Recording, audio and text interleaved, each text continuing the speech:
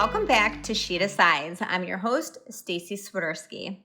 In this refreshingly raw episode, I sit down with Briana Bass, therapist, master's in clinical mental health, board certified clinical sexologist, and former corporate executive who isn't afraid to keep it real.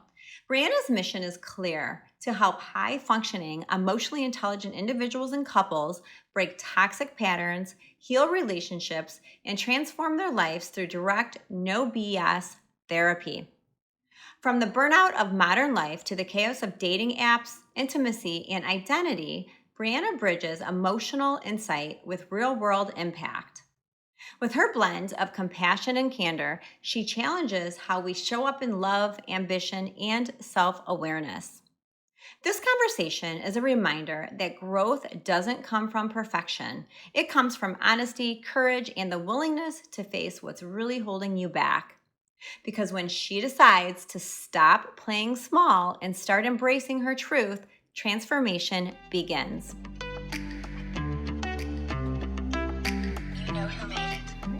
Welcome, everybody, to our next episode of She Decides. I am your host, Staci Swiderski, and I am super excited to introduce our guest today, Briana Bass, who is, I'm really excited for this, a board-certified clinical sexologist. And she started the Wellness Institute recently, and I am really stoked to just have Briana dive in and tell us more about it and learn so much more about sexology before the end of our podcast today. So welcome so much, Briana. Thank you for joining us.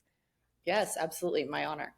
Thank you. Thank you. So I know it's bright and early, but I have so many questions for you, and I know our audience is going to be so intrigued by just what you do. I am. So let's just jump into it. Let's talk about really your major leap.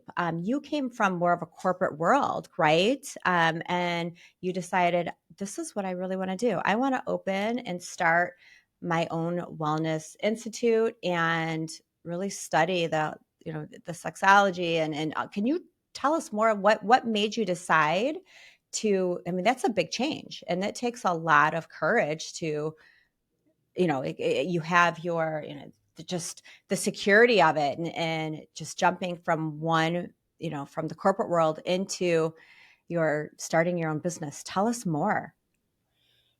Yeah, you're right. It is scary. There is a lot of fear of failure. And to your point about the paycheck, some predictability in the financial realm, and you do give a lot of that up, if not all of that up. So certainly difficult. But, the leap for me was about classic corporate rat race burnout. I hear that so often. Yeah. I was in an environment where, to be honest, I got to the place, I think, of disgust. I don't mean to sound dramatic, but No, I get yeah, it. on a day-to-day basis, everything from office politics to decisions that were being made, I saw a lack of empathy, a lack of leadership and consistency, and just chaos in this corporate world, and blind leading the blind. And ultimately, I just felt like there was this embodiment that I had of values and morals and principles and ethics and how I wanted to lead my personal life, this only one chance that we get. And on a day-to-day basis, I was behaving in a way myself, and then seeing others around me in my closest circle, you spend most of your time at work, also behaving in a way that was contrary to that.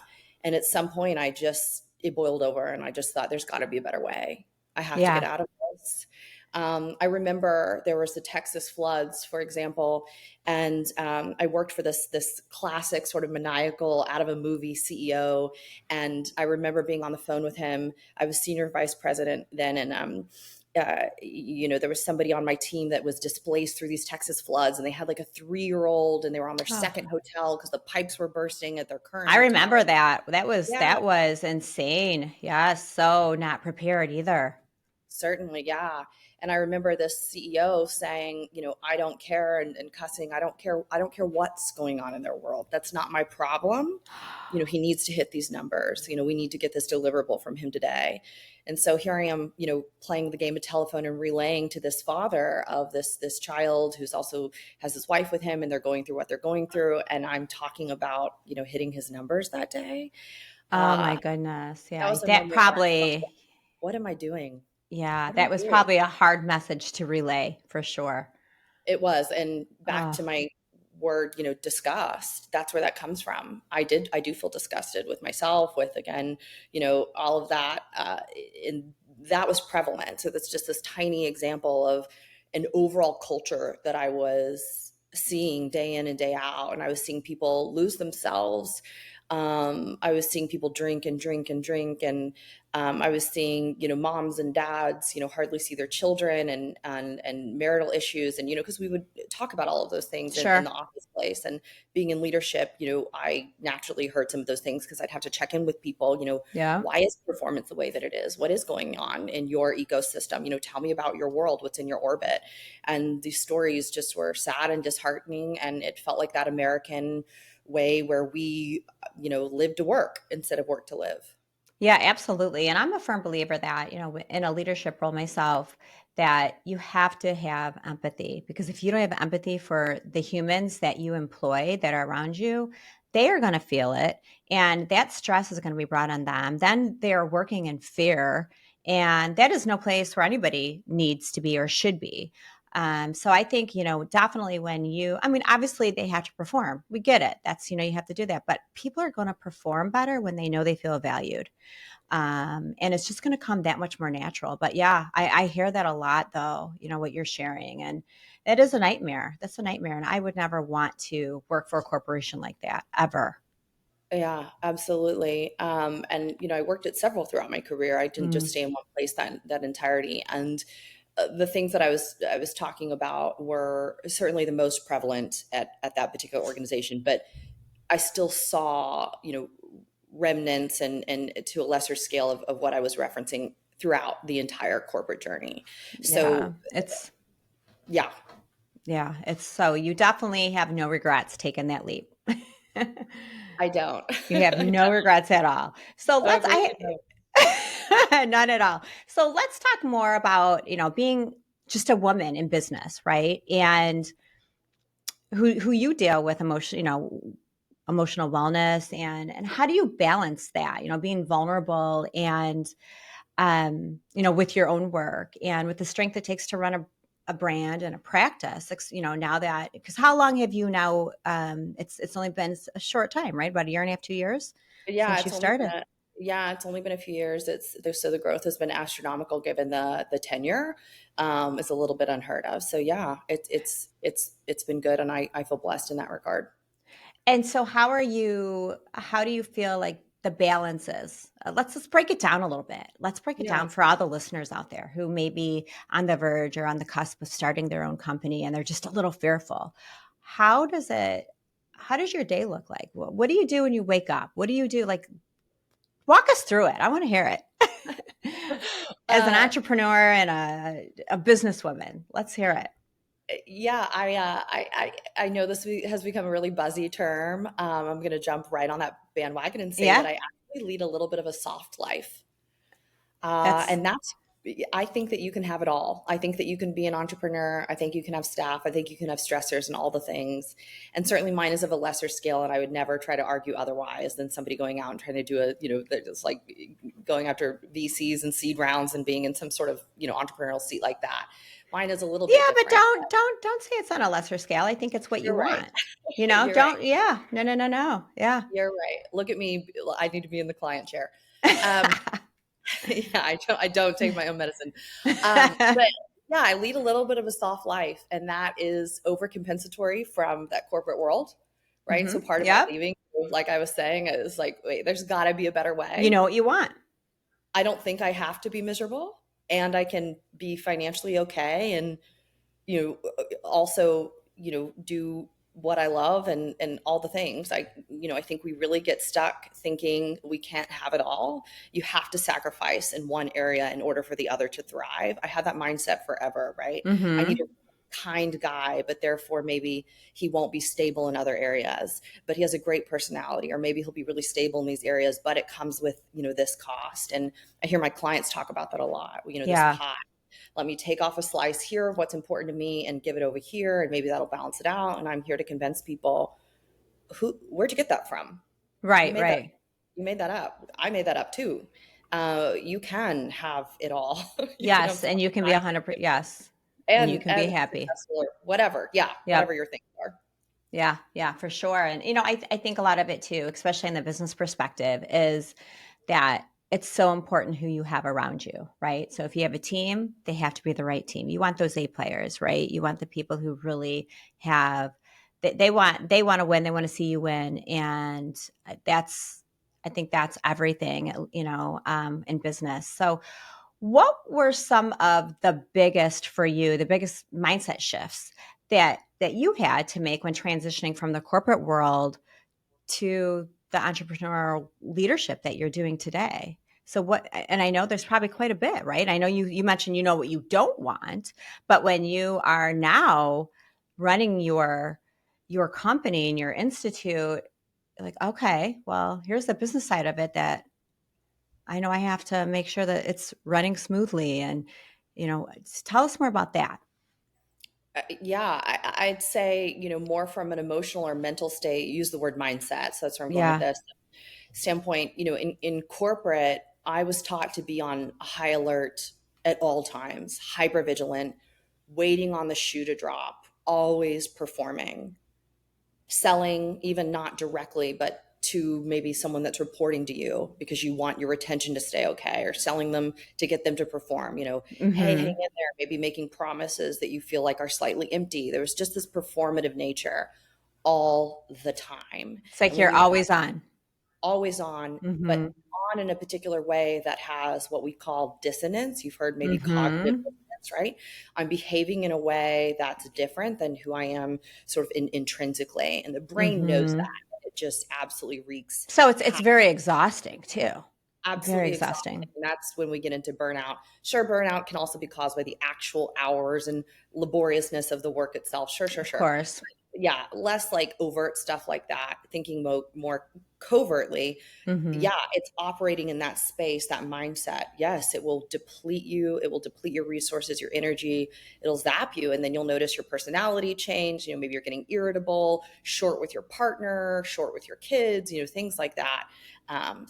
Anyways, I ultimately was performing like that. And then when I went to be on my own, I didn't need to be so paranoid, so vigilant all the time, waiting on the Yeah. shoe to drop and always performing. I was able to step into a place of authenticity that wasn't really permitted, celebrated, or rewarded before. Right, Um, right. Not so robotic to where you're like, I have to check yeah, the boxes. This is what I have to say. I have to be this person, step into this costume.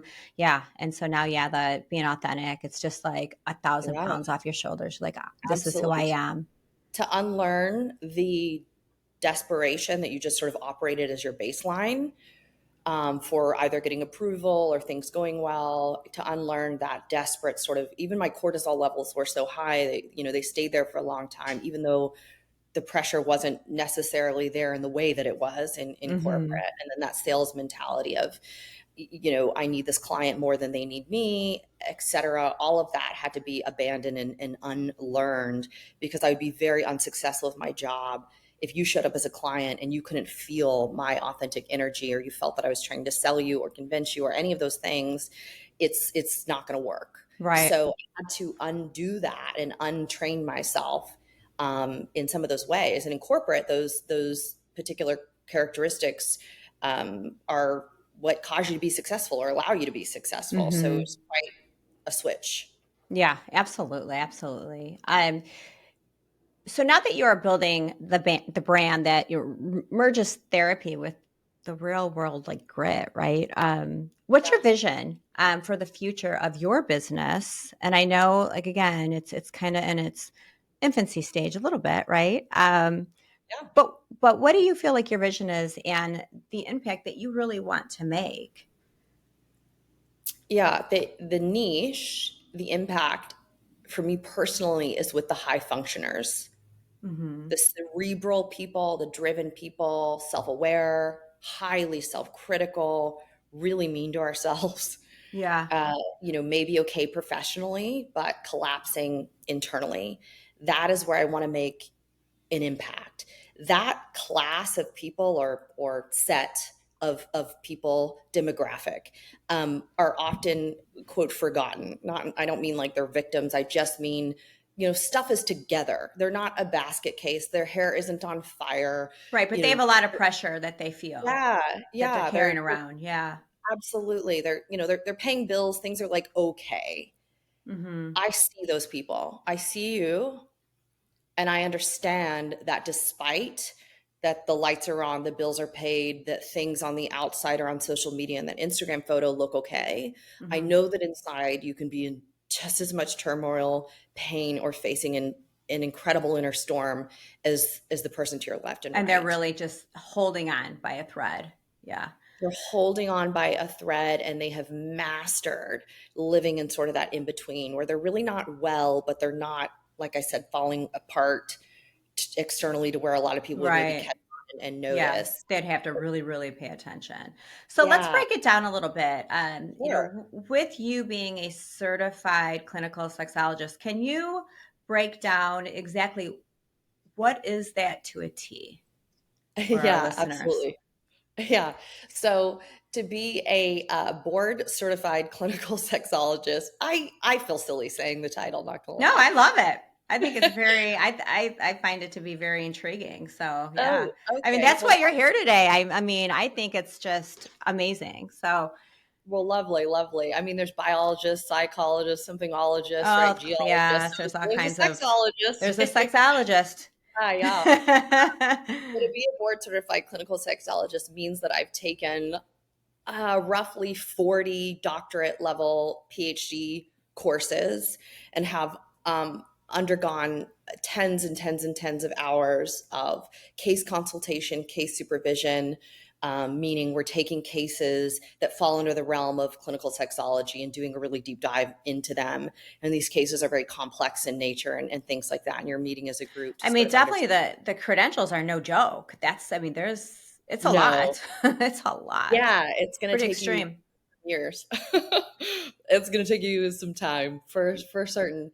So that's what that means from like the credential standpoint. And Mhm. then on like a literally, what does it mean? It is helping people with think of more of the biology, a little bit more anatomical, a little bit more Mhm. brain based sexual issues. So, for example, ED, performance anxiety, low Mhm. testosterone, perimenopause, menopause. You could even get into some pelvic floor issues. So anything where like our body parts aren't necessarily firing on all the cylinders we want them to, or Mhm. maybe we were born with something, there's a congenital issue, things like that.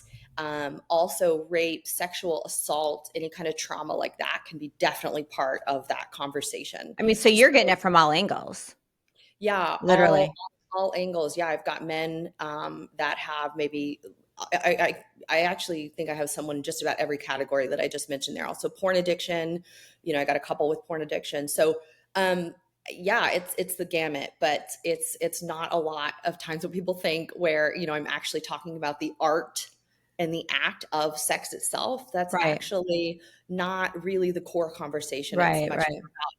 that little bit less glamorous, more sort of sterile, medicinal type of things like I was mentioning. Yeah, absolutely. And so you had mentioned that you work with high functioning, emotionally intelligent clients, right? How how do you keep showing up for others really, while you're also running your own business and protecting your own mental health? So how it's got to be a pretty fine balance, right?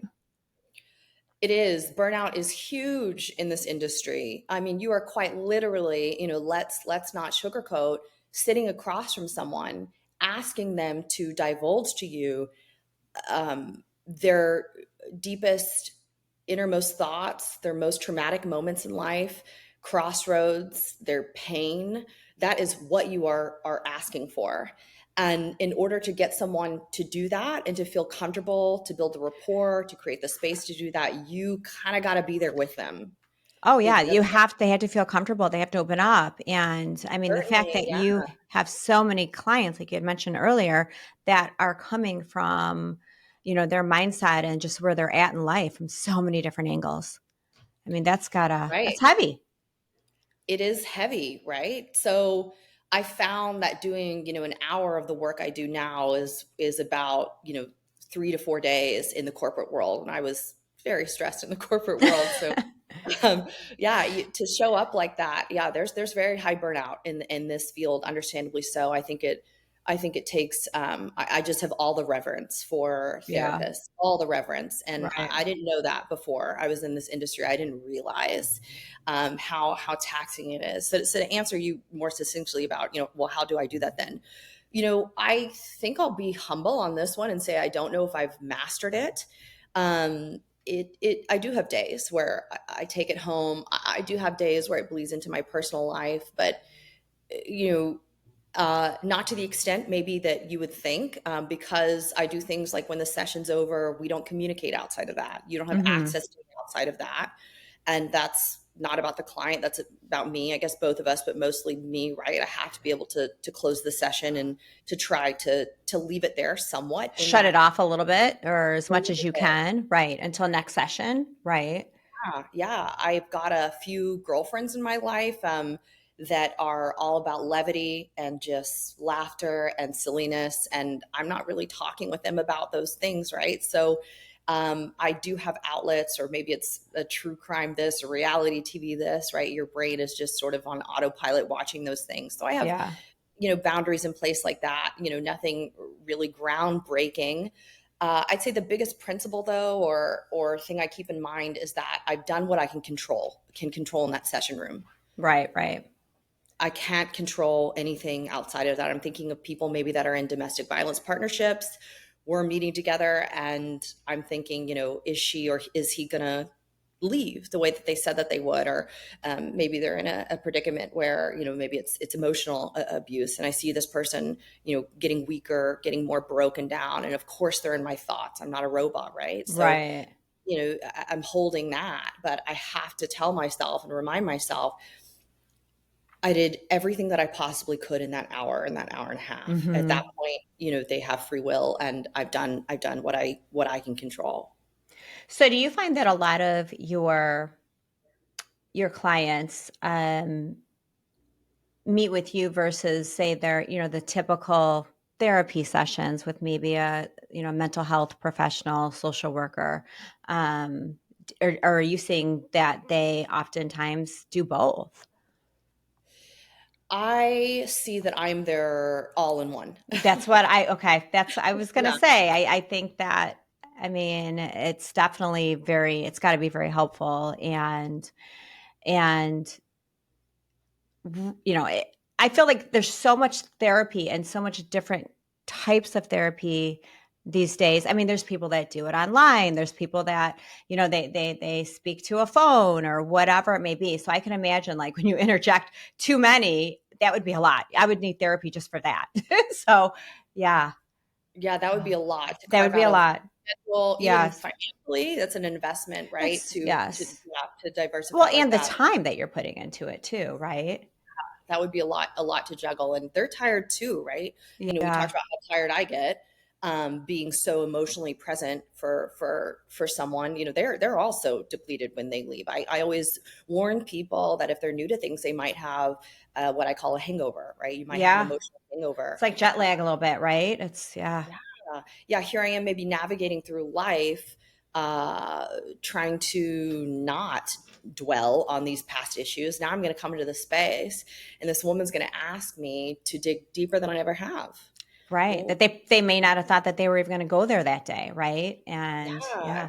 So you're probably going to feel like crap afterwards. You're not going to feel Yeah. great, and then Right, it'll get right. better. And I do a lot of couples work. I specialize in couples, and for my couples, I always have to tell them, hey, fair warning, things don't necessarily get better first. They might get worse, because we're not coming in here and talking about what's going great or what's going well. Quite Right. literally, we're only talking about what's broken.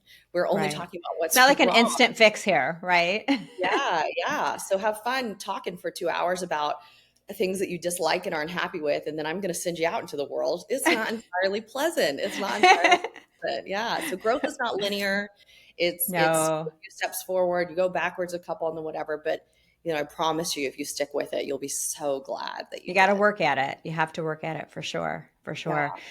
So, what advice would you give to kind of flipping gears here to other women who are ready to pivot their careers like you did, or launch something that is purpose driven like you have, but who feel stuck or afraid to really start over? My advice would be that fear is a guarantee. Fear is a guarantee. And Yeah. you will not be ready. You'll never feel ready. You're going to have to act in spite I don't of. think there's ever the perfect time to do There's anything, right? Like you there's just got to not. go for it. Something could always be better or closer to just right. Absolutely. I wasn't ready when I left my corporate job, and I did feel like I was stepping off of a ledge. I went through a divorce and all sorts of things, right? So I had plenty of ducks that I did not feel like were in a row. So if your ducks are not in a row, I implore you to act in spite of the fear and that things aren't quite ready. At least know that they never will be. So now every day that ticks by, every hour that ticks by is just getting you further and further from whatever you feel like is your ultimate purpose or something that you're passionate about. So don't wait for the confidence.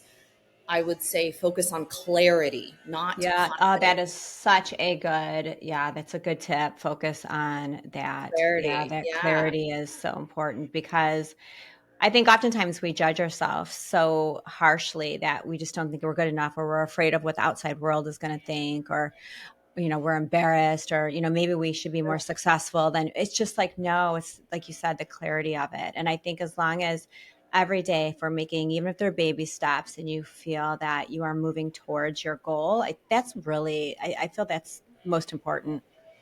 Yeah. Start when you're messy. Start while Yeah. you're grieving, when you're doubting yourself, when you're overthinking. Just start. Just start. Just Just start. start. I love Just it. I love start. it. So Yeah. when you made that switch, did you have a support system? Did you have anybody that you really confided in? I And I know had you had mentioned you're going through a divorce too, so you had a lot going on there all at once. I had a lot going on. It was might be, I will say, probably the most difficult time in my life. And this is going to sound like such a pity party, but I really didn't have, in hindsight, a support system that was adequate.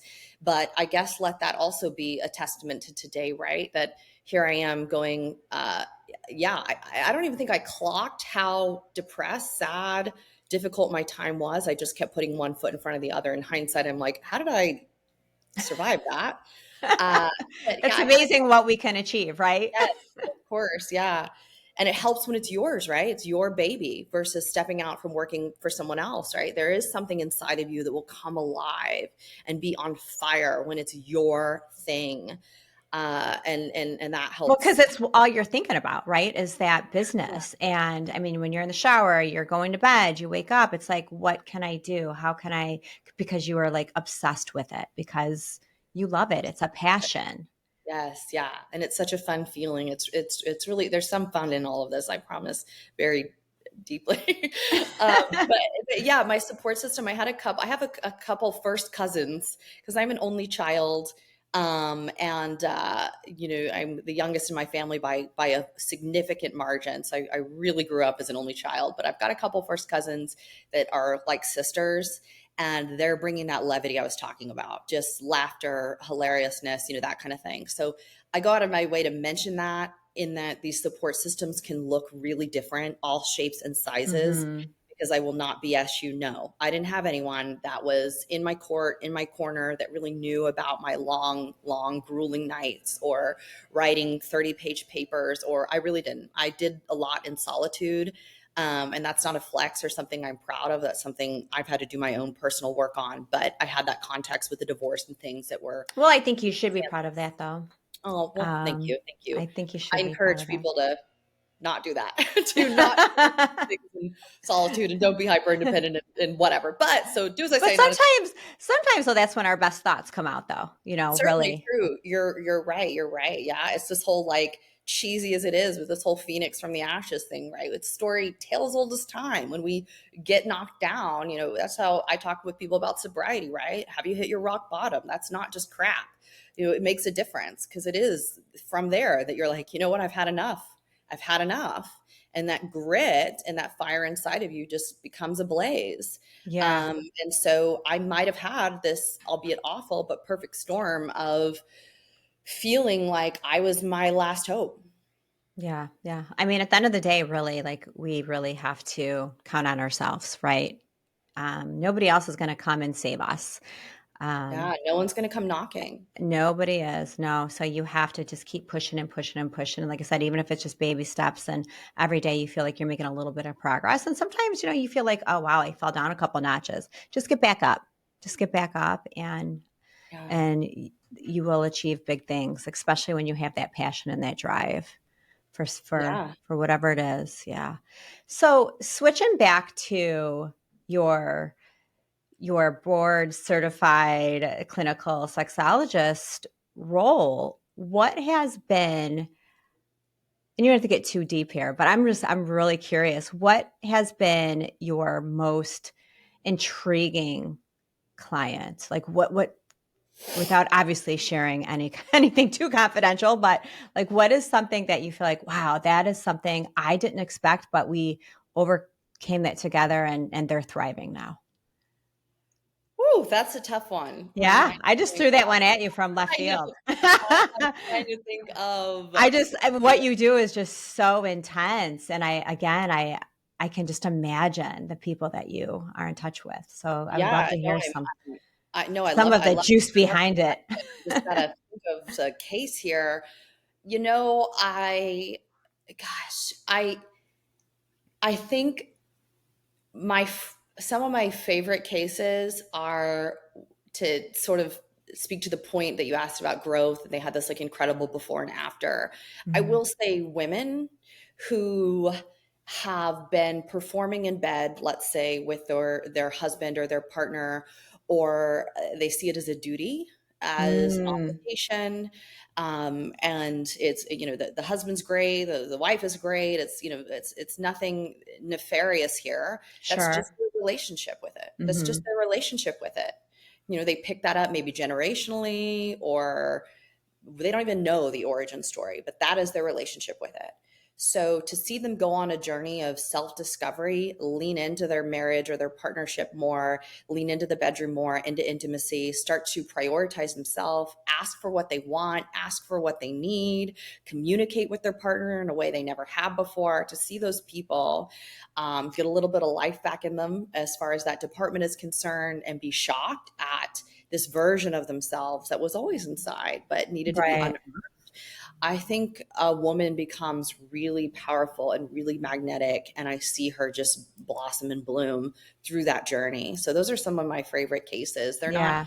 groundbreaking, they're not, Sure. all of that, but I think it's really prevalent and really common. And so I encourage, if anything I just said resonates with you, to know that I do this for a living, and you're probably not the unicorn you think you are in that department. And I wonder if you did tap into some of those things and invest a little bit, who you might discover.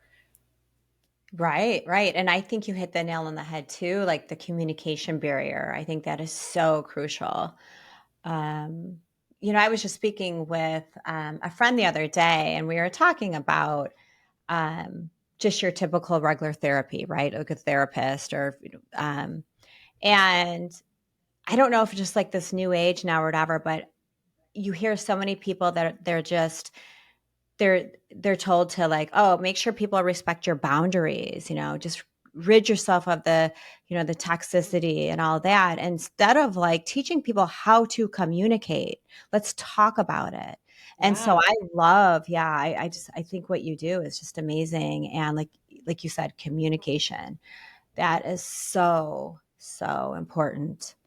Yeah, they did a study, a fairly large study. I'd cite it if I could, so I can't, sorry. But everyone can go Google it. But they looked at a bunch of people that had, what they considered, good sex, right? And we looked at who's having Hmm. good sex and what are the contributing factors to that. Is it age? Is it that you use devices? Is Hmm. it that you have an open marriage? All these things. Is it that you're entirely monogamous and very devoted? Do you believe X, Y, and Z about your partner? So on and so forth, right? And surprisingly, it cut through all of that, and we were left with partners that communicate about sex and feel comfortable discussing it were the ones that had the trend of having the best sex. So it wasn't all that extra stuff and the noise that we hear about and the really buzzy things. It was just simply, can you communicate it? Can you communicate about it? Can you talk about it openly? Can we discuss something I liked, I didn't like, where a relationship is in this department, etc.? So, safety, comfort, all of that, being able Yeah. to show up in that kind of authentic way, theme of today, right? That is what they found to be the biggest indicator of good sex. And I think that's way missed in the media. I Mm-hmm. don't know if the general population is understanding how critical basic 101 communication is. And I will tell you, I've seen this firsthand in my session room. I can think of a couple people that are coming to mind right now that are struggling in the bedroom. These are males. And I would give them a little bit of a homework assignment, or we'd kind of put our heads together on something, and they would report back over the next few sessions. And when it came to communicating with their partner, not even the act itself, just even Sure. the talking about it felt heavier than anything and became this barrier. So interesting, right? I do see that firsthand in that study, the results of that. And then those Yeah. that I can think of off the top of my head that really can get in the weeds about stuff, feel comfortable, aren't ashamed, embarrassed, and have this great dialogue and this very safe dialogue, have really good bedroom lives. Yeah, absolutely. And I think just, in life too, just it's sometimes you're not comfortable communicating, but you have to have that courage to learn to communicate and be okay with what you're going to hear in return, right? And then communicate about that some more. I think Yeah. that's key. That's so It's important. hard. It's hard, and especially if you already feel like it's an elephant in the room, you already feel like Mm-hmm. it's something that's awkward. Now you feel like if I talk about it, I'm just going to make it more awkward. I'm going to make the elephant even bigger. I'm going to breathe life into the elephant. The elephant's going to go from a dull gray to like a It's going to neon be even worse. hot Yes. pink. What have I done? So Right, right. yeah. So counterintuitively, I'm going, oh, talk about it. But I totally get how left to your own devices, you're going, let's keep this as small as possible. Let's not Let's draw not any make a more big deal about attention. this and let's just kind of push it under the rug. And yeah, that's not because Yeah, none of us, understand. we can't read people's minds, right? So I just think that's just such a loss is just the communication in any type of relationship, right? Um, but yeah, that's just crucial. So Yeah, crucial. I would argue actually that it means more than anything. Yeah, absolutely. Yeah, Absolutely. So let's talk a little bit more. Again, I could just pick your brain, but how, like, at what point do you feel that your your clients come to you? Like, how do they, like, do you think sometimes they're just so maybe at the beginning stages, or like, where do you kind of see like the trend, or is there even a trend? Or are they just kind of from all? Because I think most important, we want people to feel that it's safe, right? It's at any time. Like let's get help with this for maybe it gets too bad or too yeah, deep. yeah. Trend wise, I'd say majority, I'm their last stop, or at Okay. least it feels like that to me. Meaning, I've spoken with someone who has listened to podcasts, chat GPT the crap out of it, Googled it for years, tried on lots of things for size before they have to go and sit live in front of someone and have these types of conversations. And to our point earlier, this is kind of a long term thing, right? This isn't a session or two and done. Right. So I get it. I You get probably it. have to I have break down those barriers because I can imagine their very first meeting with you is probably a little uncomfortable for most. It is. It is. I have a few one liners that I always say to kind of put people at ease that seem to be somewhat effective. I let people know that this is awkward for them, but it's not for me.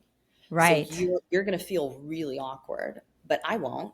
Right. And sometimes that's true, sometimes that's not true, but that's what I say. And I think calling it out at the onset that you're going to feel really weird, you're going to feel really uncomfortable, you're going to feel awkward, takes the sting out of it. So I think that helps, like leaning in to the fact that it's a bizarre moment that we're having together. I'll even discuss with people that our relationship is bizarre, right? It is weird. I had a client say to me, I tell you everything. I tell you more than anyone, in my life. I confide in you, these personal things, etc. But our relationship is just this room. And he meant very platonically. This Sure. person's married with children. He meant, Right, right. you won't be at the kid's birthday party. You Right. won't. It's like a safe space though, you know? Yeah, yeah. And that's what I did. I leaned into it and I said, you're right. It is, and he said, it's transactional, but you're still this person that I tell this stuff to, and sort of a weird thing. And I said, yeah, it is weird. It is weird. It is strange. Yeah. You do tell me all these things, and I am this really safe space that you can confide in, but then it just is contained to this little, this office. And that is strange. And you're right. I come to your mind, or maybe I'm a voice in your head on occasion, but I'm actually not at that birthday party or at that graduation or that But I milestone. think that's what therapy is all about, right? And if it's helpful, that's what you're doing your job, right? You're doing a really good Yeah, job. And if it's helping them, absolutely. And the this might beauty, be, yeah, the go beauty, ahead. Mm. I was just going to say the beauty in that transactional element, as off-putting as it can seem or as bizarre, there's just so much silver lining in that. I mean, how safe to know that you can speak with somebody and say those embarrassing things, say those humiliating things, say those things that, you have so much fear of judgment about, and then know that they'll be confidential. Right. Know that, I'm not going to be in your inner circle of friends or anything like that. And that, me or any therapist. And there's a lot of comfort in that. I think it's through that we're able to even have those kinds of conversations to begin with. So Yeah. And allows them to open up some or a lot. yeah, Are most of your sessions virtual? Do you have any in person? no, they're all in person, just Oh, about. So okay. Okay. yeah, yeah, that's strategic. I really won't see couples virtually. It's such a difference. It's significant in the quality of the work and the impact of the work. I So I'm bet. really passionate about couples needing to be in person. I do have some virtual individuals, but if you are in the area, I will encourage you to come in person, if you can, or at least mix it up half and half or something like that. I see a lot of people that come in that say that they tried online, BetterHelp, various platforms like that. No heat to Yeah. them. I think it's incredible that they've made mental health accessible to the Hmm. to the masses is awesome. But I do get a lot of people that say they really tried to make that work, and they're just not getting there, and it just wasn't effective.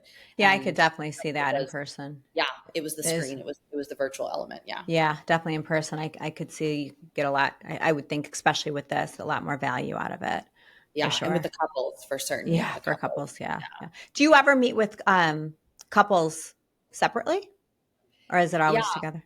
yeah, I do. No, I have some couples that come as a couple and then also come individually. It's sticky though. That's difficult. You do have to have some pretty direct conversations about confidentiality and things like that. Because let's say a partner came to you and said, "Well, actually, I'm having an affair," and then you got to meet together as a couple. Well, what are we going to do with that? Right. Am I going to keep this secret, or are we going to make a decision together to how we approach this? And I can help you in that way with that moderation. What is that going to look like? So it can get sticky. You have to just be really open and really direct with one another, and have some really healthy, solid I can boundaries. imagine for you, that's like a lot to like keep locked up. Yeah, The amount of information and confidential information that you receive. Wow. Yeah. yeah. So at least if we're meeting as a couple, the bare minimum, and I think it's per therapist preference, I would just need to know that you both are on the same page as far as Yeah. we're dissolving this relationship, and so we're just trying to co-parent or coexist well, or end it amicably, or we're both in it Trying to repair it. Yeah. we're on this mission together, if we're meeting individually and as a unit. Now, if you were just Hmm. meeting as a unit, let's say one party's in it, the other one's like, I can't wait to get out of this thing. That's totally fine. I just can't be meeting with you one-on-one where you've got an agenda that's radically different than what we're saying as a group. Right. That There has to be that alignment, I can imagine. Yeah. Yeah, there's got to be some continuity. Absolutely. So before we wrap up, is there anything that you would love to share about what you do every day, about your wellness institute, or any piece of advice that you could share with our audience? Sure. I'd say, the biggest thing to share about my particular niche, right? There's a lot of misconceptions. So I do feel a duty, a sense of responsibility in, dispelling some of those misconceptions, right? Again, to see sex therapy or a clinical sexologist as somebody that's just talking about, devices and toys and how to have great sex. I mean, that's awesome too. But no, it's a gamut of presenting issues. And so one, to be educated on that space, so you feel like you might actually have a presenting need that you didn't really realize once you understand what the field is and the type of conversations that we'd be having. I'd also say to start proactively, right? To our conversation earlier about things being, or this perhaps being someone's last stop. I would encourage them to not do that, right? To sure, Mm-hmm. pull some levers on your own. But when you start to feel like the wheels are off, or I'm losing control of this, or it's affecting my self esteem, my confidence, my relationship, my mood, yeah, I mean, go see someone, go have those conversations, because chat GPTing it all day, and I'm the biggest advocate for AI. Mm-hmm. It's still, we're not in a place where it's going to replace traditional therapy. We're Right. just we're just not. That human element, yeah, I think Yeah, is definitely so, so important, especially when you immensely. feel like you're falling apart. Yeah, absolutely. Yeah, Yeah. there's an intangible, there's an X factor that happens human to human in energy that, we can't really see, but we can feel. And as much as I love AI, of course, that's omitted. And when we're talking about stuff of this sensitive of a nature, and showing someone your wounds and things, that X factor, that energy between us and, or you and a best friend, a partner, a therapist is you just can't compete with that. And I think Right, right. yeah, it directly contributes. Yeah, absolutely. Well, thank you so much for that. I mean, it's just been so informational. And I know for a fact this is going to be helpful to so much, to so many people, our audience and our listeners. And yeah, I really appreciate your time. But before I let you go, Yeah. we have the fun part here. Oh, I like to ask some fun, rapid fire, this or that questions. These are easy peasy, okay. fun.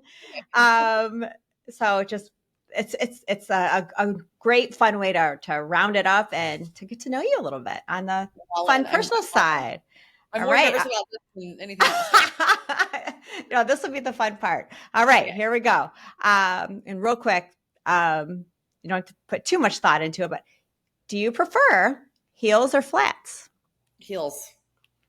I don't even own a pair of I flats. was gonna say I knew that by looking at you. City life or country quiet? City, heart of Manhattan, heart of Uh, Miami, downtown yeah, Dallas. yeah, you're a hustler. Yes.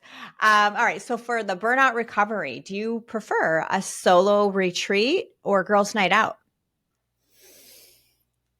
Oh, that's hard. They're They're hard because both, they're both both great. so important, and they both serve different purposes. Yeah, yeah, they Ah, do. I'm going to say a solo retreat, but I love them Uh, both. yeah. um, a book or a movie?